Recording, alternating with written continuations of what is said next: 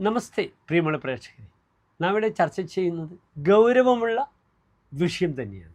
നവഗ്രഹങ്ങളിൽ അങ്ങേയറ്റം ശക്തനായ ആദിത്യൻ, ആത്മപ്രഭാവകാരകനായ പിതൃകാരകനായ ഒരു വ്യക്തിയുടെ സർവതോമുഖമായ വ്യക്തിപ്രഭാവത്തെ സ്വാധീനിക്കുന്ന ഗ്രഹം സൂര്യൻ നീചസ്ഥനായി വരികയാണ്. എവിടെയാണ് സൂര്യൻ്റെ നീച ക്ഷേത്രം എന്നെൻ്റെ പ്രിയപ്പെട്ട പ്രേക്ഷകർ അറിയുന്നത്? സൂര്യൻ്റെ ഉച്ചക്ഷേത്രം മേടമാകുന്നു. മേടം 10 അത്യുച്ചമാകുന്നു, 10-ാം ഉദയം. സൂര്യൻ്റെ നീചക്ഷേത്രം തുലാമാകുന്നു. തുലാം 10 അതിനീചമാകുന്നു. നമ്മുടെ നാട്ടിൽ തുലാപ്പത്തിന് പിതൃക്കൾക്ക് സന്തോഷിപ്പിക്കുന്ന വലിയ സംഭവം തന്നെയുണ്ട്. പിതൃക്കളുടെ സന്തോഷം കൊടുക്കുക, ഈന്തിൻ്റെ പായസം ഇതൊക്കെ വെച്ച് കൊടുത്ത് പിതൃക്കൾക്ക് സന്തോഷിപ്പിക്കുന്ന അപ്പവും പഴവും ഒക്കെ കൊടുത്ത് പിതൃക്കളെ സന്തോഷിപ്പിക്കുന്ന ഒരു ദിനമാകുന്നു തുലാം 10. ഇതാ ഏതാനും ദിവസങ്ങൾക്കുള്ളിൽ 2025 ഒക്ടോബർ 17-ാം തീയതി, അതായത് 1201 കന്നിമാസം 31-ാം തീയതി വെള്ളിയാഴ്ച ഉച്ചയ്ക്ക് 2 മണിയോടുകൂടി തുലാം രാശിയിലേക്ക് പ്രവേശിക്കുകയാണ്. തൻ്റെ നീചരാശിയിലേക്ക് പ്രവേശിക്കുകയാണ്. എൻ്റെ പ്രിയപ്പെട്ട പ്രേക്ഷകർക്ക്, മേടം മുതൽ മീനം വരെയുള്ള പ്രേക്ഷകർക്ക് ഈ സൂര്യൻ്റെ ചരവശാലുള്ള നീചരാശിയിലേക്കുള്ള മാറ്റം എപ്രകാരമാണ് ശുഭാശുഭ ഫലങ്ങളെ പ്രദാനം ചെയ്യുക എന്ന വിഷയമാണ് നാം ഇവിടെ ചർച്ച ചെയ്യുന്നത്.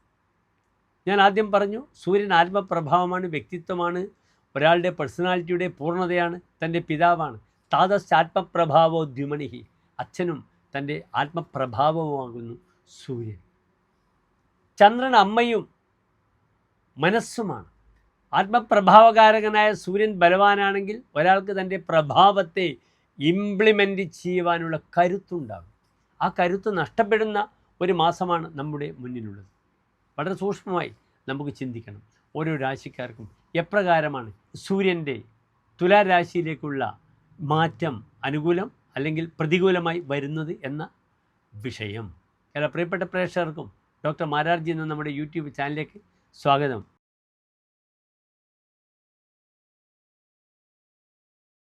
ഉത്രാട നക്ഷത്രത്തിൻ്റെ അവസാനത്തെ 45 നാഴിക, തിരുവോണം അവിട്ട നക്ഷത്രത്തിൻ്റെ ആദ്യത്തെ 30 നാഴിക വരുന്ന 2 നക്ഷത്ര സമൂഹങ്ങളാണ് മകരൻ രാശിക്കാർ.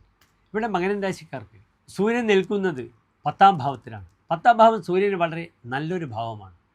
സൂര്യൻ ദിഗ്ബലവാനായി നിൽക്കുന്ന ഭാവമാണ് 10-ാം ഭാവം. ദണ്ഡനാഥോ കുജാർക്കോ, കൈകളിൽ വടിപിടിക്കും 10-ാം ഭാവത്തിൽ സൂര്യനും ചൊവ്വയും നിൽക്കുമ്പോൾ. സ്വാഭാവിക ഫലമാണ് 10-ാം ഭാവത്തിൽ നിൽക്കുമ്പോൾ, കർമ്മസ്ഥാനത്ത് നിൽക്കുമ്പോൾ.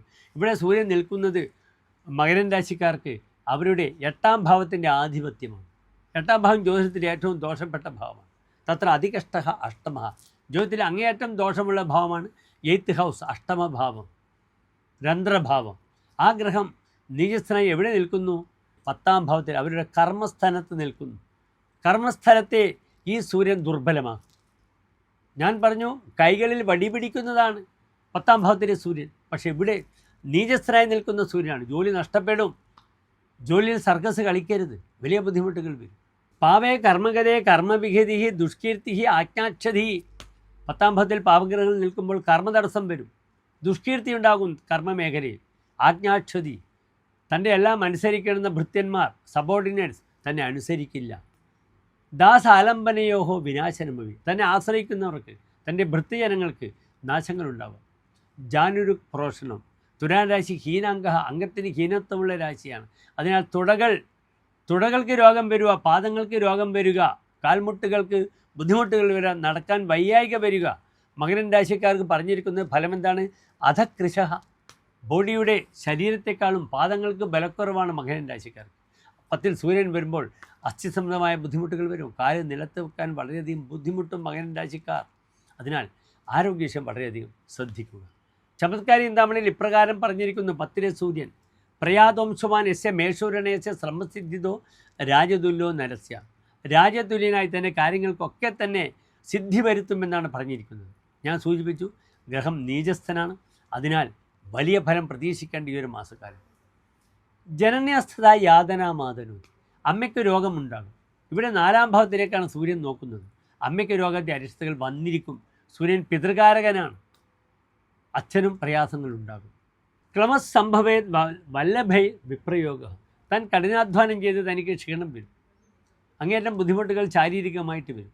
വല്ലഭൈഹി വിപ്രയോഗ, തൻ്റെ ഏറ്റവും പ്രിയപ്പെട്ട ആളുകളുമായി വല്ലഭന്മാരുമായി വിപ്രയോഗ പിരിഞ്ഞിരിക്കുന്ന അവസ്ഥ വരും. കാരണം 4-ാം ഭാവത്തിലേക്ക് സൂര്യൻ നിൽക്കുന്നു. അത് സൗഹൃദമാണ്. സൗഹൃദം പൊട്ടിപ്പോകും, നശിച്ചു പോകും. ഈ ഒരു മാസക്കാലം പലപ്പോഴും പല സംസാരങ്ങളുമൊക്കെ ശ്രദ്ധിച്ചില്ലെങ്കിൽ അതിലൂടെ ശത്രുക്കളുണ്ടാകും. തനിക്ക് ബുദ്ധിമുട്ടുകൾ വരും എന്നറിയണം. ഇവിടെ നന്നായി ശിവക്ഷേത്ര ദർശനം നടത്തുക, ശിവന് കൂളമാല ജലധാര ചെയ്യുക. തൻ്റെ ധർമ്മദൈവ സങ്കേതങ്ങളിൽ ശിവനുണ്ടെങ്കിൽ അവിടെ ശിവന് വഴിപാടുകൾ ചെയ്യുക. തനിക്ക് ബുദ്ധിമുട്ടുകൾ വരാൻ പാടില്ല. ഈ സൂര്യൻ്റെ വിഷയത്തിൽ ജോലിയിലായാലും സൗഹൃദത്തിലായാലും മറ്റ് ഫാമിലി വിഷയത്തിലായാലും മാതാവിനായാലും ക്ലേശങ്ങളില്ലാതെ ഈ ഒരു മാസക്കാലം ശ്രദ്ധിക്കണം. ഏറ്റവും ശ്രദ്ധിക്കേണ്ടത് വാഹനാപകടമാണ്. ഗോചാശി കർക്കമിഥുന സമർഗ നിശാക്യ. മകരൻ രാശി നിശാരാശിയാണ്. രാത്രിയാത്ര വളരെ ശ്രദ്ധിക്കണം. രാത്രിയാത്രയിൽ അപകടങ്ങൾ ഉണ്ടാകാം. തന്നെ വിലപ്പെട്ട വസ്തുക്കൾ നശിച്ചു പോകും, സ്വർണ്ണമായാലും ധനമായാലും. അതിനാൽ കൂടുതൽ പോഷായി രാത്രിയാത്ര നല്ലതല്ല. ശ്രദ്ധിച്ച് മാത്രം യാത്ര ചെയ്യുക, ഡ്രൈവ് ചെയ്യുക മകരൻ രാശിക്കാർ. എല്ലാ പരിഹാരങ്ങളും നന്നായി ചെയ്യുക. നന്ദി, നമസ്കാരം.